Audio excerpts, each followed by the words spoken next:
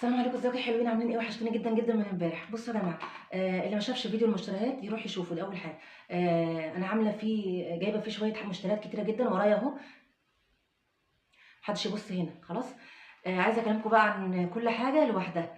بصوا يا جماعه، طبعا انتوا عارفين انا مهتمه بحمام الزيت وليس دهان شعري بالزيت، حمام فقط لا غير. احط 3 4 ساعات بالكتير قوي، 7 ساعات لو انا نايمه. هنام اهو، فاروح احط حمام الزيت اول ما اصحى اغسل شعري. هو حد يسيبه؟ بالذات لو انت شعرك مش بيحب الزيوت زي كده. فبصوا يا جماعه، انا معتمده دلوقتي الزيوت اللي من الصيدليه فقط لا غير. انسي حاجه اسمها عطار، انسيه خالص يعني. انت حتى لو رحت جبت، لو عطار ثقه ورحت جبت منه مثلا زيت خروع، زيت لوز حلو، اي حبه البركه، برضو بتلاقي الزيت تقيل.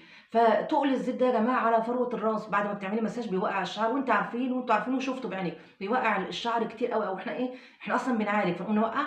طبعا يا جماعه، انا اعتمدت زيوت الصيدليه لانها معالجه، زيوت معالجه، مش قصدي بتعالج الشعر، لا هي نفسها معالجه. يعني جابوا لك شويه زيوت كتيره كده، حبه البركه وسمسم وخردل وخروع وزيت زيتون والكلام ده كله، وعملهم لك في ازازه بطريقه الزيت هتلاقيه خفيف.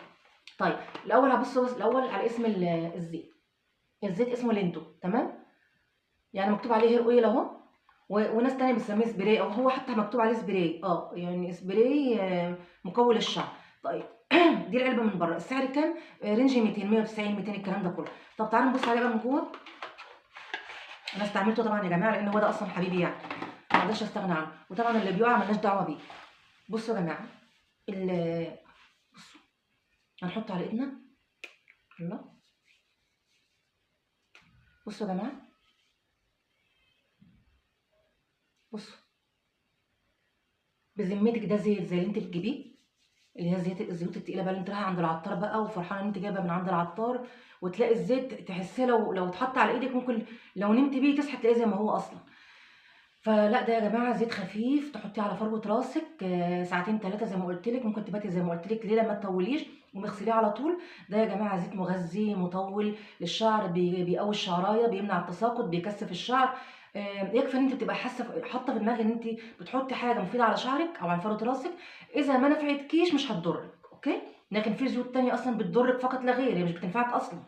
فانا بالنسبه لي معتمده الزيت ده جدا جدا وبحبه قوي من زمان على فكره بجيبه. هو طبعا كان باسعار تانية زمان، دلوقتي غلي. انا جبته عشان بقى خلاص دخلت الشتاء ورمضان، ودي الفتره بتاعه العنايه بقى وحب الذات وحب النفس والكلام ده كله. فيا جماعه، جربوه، حتى ريحته حلوه، ريحته مش وحشه. زي اي زيت تاني، ريحته حلوه. جربوه كده واعتمدوه. وانا جايبه زيوت تانية اقول لكم عليها برضو. لان انا يا جماعه، الزيوت بالنسبه لي